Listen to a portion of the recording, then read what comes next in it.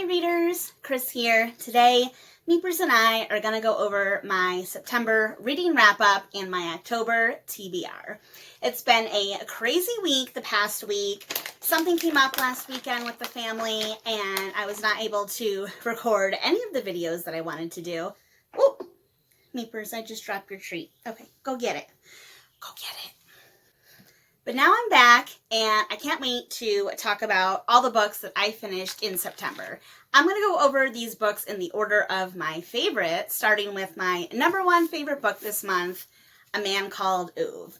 This is my favorite book of the month. I really, really loved it. It was funny. It was sad. It, made me tear up at points. It made me laugh. It's just a really sweet book. So the setup for this book is we have this old man named Ove, and he is a stereotypical cranky old man. He doesn't like people. He says what he thinks. He doesn't have a filter, and he's trying to kill himself, basically. But his plans to kill himself keep getting interrupted by the new neighbors that just moved in with their children and a cat that he meets. So it's super dark but super light at the same time. I absolutely love this book, and I definitely want to read more from Frederick Bachman. This is my first book of his. Definitely going to find out some more. Number two is going to be Jack's favorite book, and that is The City of Brass by S.A. Chakraborty. Hopefully I'm pronouncing that right. The City of Brass is an Egyptian-inspired fantasy. It's about a young girl. Her name is Nari. She's growing up. She's an orphan. She's a thief living on the streets of Cairo. And she has these, kind of weird powers that no one can explain. One day, she accidentally uses these powers to summon a jinn warrior. By jinn, I mean genie. A ancient warrior who says, hey, you're in danger. People are after you. You need to come with me to this magical city where all the genies live, basically. Super, super cool stuff. Jack, what are you trying to do? Thank you. This book was recommended to me by one of my followers over on Instagram at Reading a Book, and I really loved how unique this fantasy was. I don't know much about Egyptian culture and Egyptian lore, so it was really, really great to kind of see some of that stuff reflected here. I have not done an official review of this book yet. I just finished it a couple days ago, so I think this week I might do a full-length review on this one so I can give it the attention that it deserves. My third favorite book of September is going to be The Martian by Andy Weir.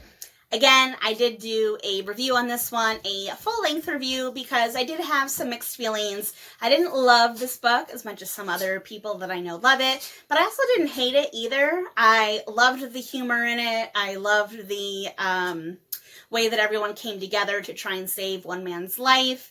I didn't like some of the technical and sciencey jargon in it, and I didn't like how I didn't feel like I got to know the character very well. So in case you're not familiar with The Martian, it's about one man. He is stranded on Mars when his crew thinks that he's dead. They leave without him, but he survives, and now he has to survive not just in the wilderness, but on Mars on a totally different planet.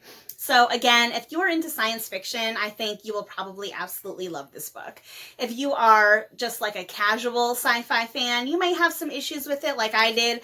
I still think that it's worth the read, though. I am definitely interested in reading his next book, Project Hail Mary. That is going on my list. And Jack, will you stop pulling on the wire and moving my camera? Okay. I need to go get Jack a treat, so hold on 2 seconds. My fourth favorite book of September is going to be Artemis Fowl, The Time Paradox. Again, I just finished this book a few days ago, right at the end of the month, and I have to say, this is not my favorite Artemis Fowl book in the series so far. So this is book number 6, I believe now, and I have to say, I had some problems with this book. Anytime you do time travel, timey-wimey type stuff, I feel like there are a few traps you can fall into with trying to make things connect and having the whole paradox, and yada, yada, yada. If you've read or watched any time travel stuff, you know what I'm talking about. So I had some issues with the way that they used time travel in this book, and I had some issues with some of the choices that Artemis made in this book, both his adult self and his younger self that we get to see in this book.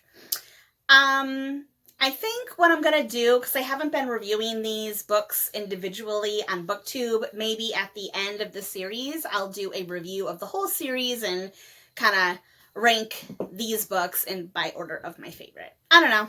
If you think that's a good idea, let me know in the comments and I'll think about it.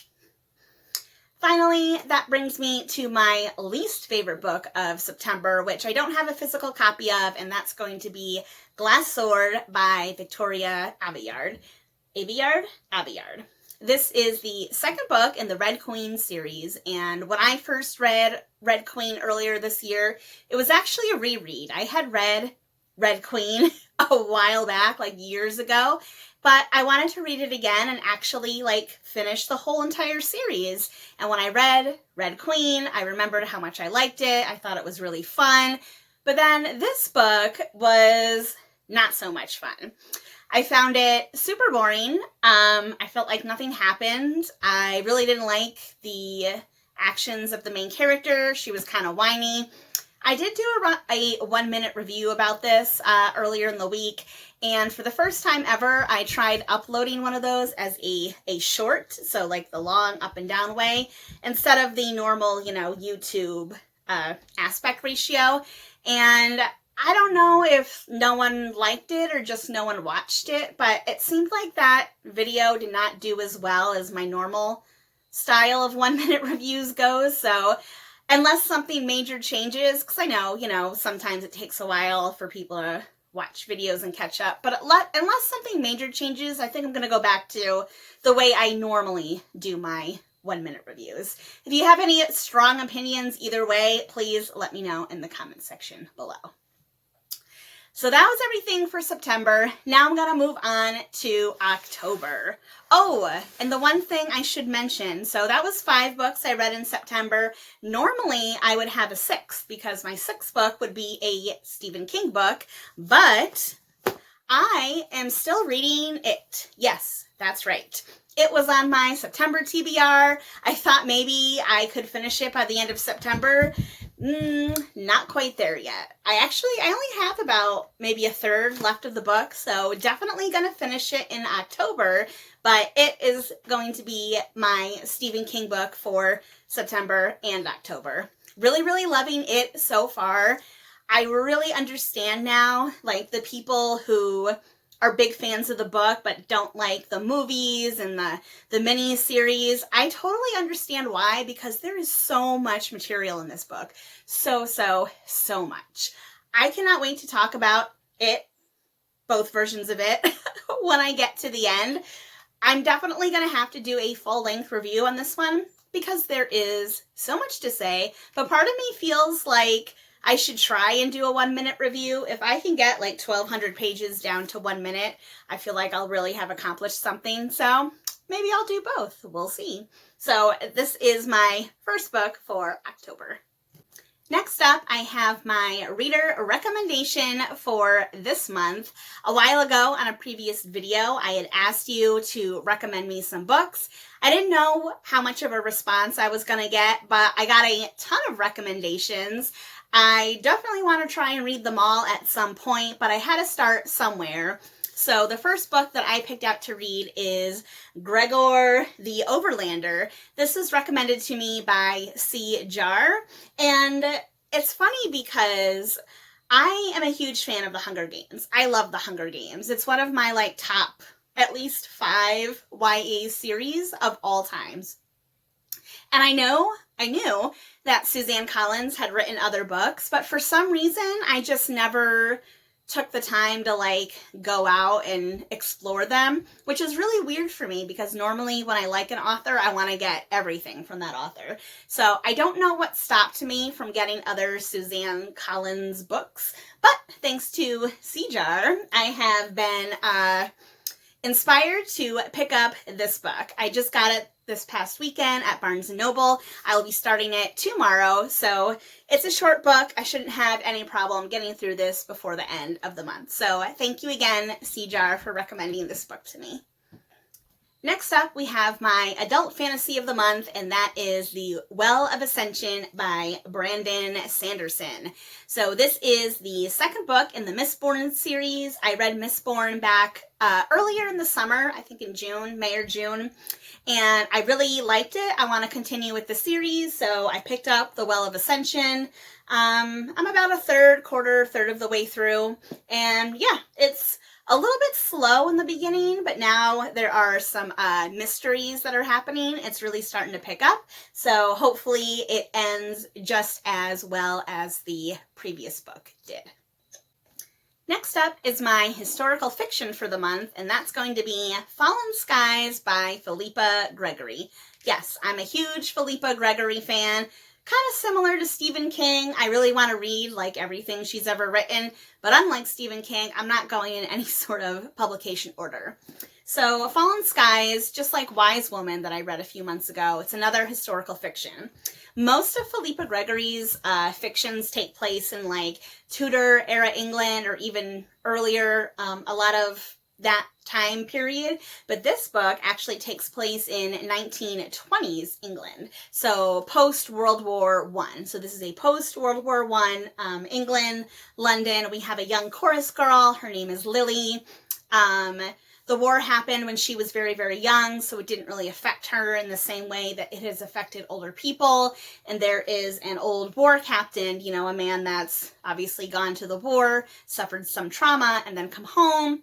He falls in love with her. He sees her as like this idealistic, you know, the way that things used to be, but she's kind of silly and flighty, and that's all I've gotten about at it so far. Again, I'm only a quarter of the way through. Just like Felipa Gregory's other books, super, super fascinating characters. I can tell already that there's probably going to be some big conflicts and big power dynamics in this book, so hopefully we'll see where it goes. Her books also tend to have like secret sexy parts, so I'm really hoping that this book has some sneaky sexy parts in it. That's what I'm hoping for. Next up is going to be my YA fantasy for October, and that's going to be Ruin and Rising by Leigh Bardugo. This is the third book in the Shadow and Bone series, third and final, and I'm really excited that I can finally finish this series. I read Shadow and Bone, the first one, back in like March. I liked it for the most part. Like, I didn't love it. I liked it. And then I read Siege and Storm, the second one, in May. Did not like that one at all. So I'm hoping that this one can like bring it back around and hopefully end on a high point. I know that the Shadow and Bone series is not as beloved as some of her other books, like the Six of Crows, but I wanted to start with this one, and hopefully this one ends on a high note. I have high hopes for it. If you've read it, let me know. Should I lower my expectations or not? And then, last but not least, this brings me to my next Artemis Fowl book, The Atlantis Complex. So this is the penultimate, I think that's the word, penultimate Artemis Fowl book. There's only one more after this one. Second to last book in the series. I've really been enjoying this series for the most part. I had some big issues with the previous book, The Time Paradox, so I'm hoping that this one is a little bit better. So, Time Paradox, not that great. The Atlantis Complex, please, please, please be better, because I want this series to end on a high note. Want it to end on a high note.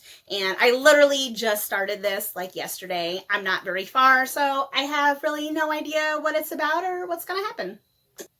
That's my wrap up for September and my October TBR. If you've read any of these books, please let me know in the comments section below which ones you love, which ones you had issues with, and my question for today is to let me know what your favorite book in September was. Thank you for watching. If you're not already, please subscribe to my channel. I do new videos every Sunday, Wednesday, sometimes on Friday. And don't forget to give me a thumbs up.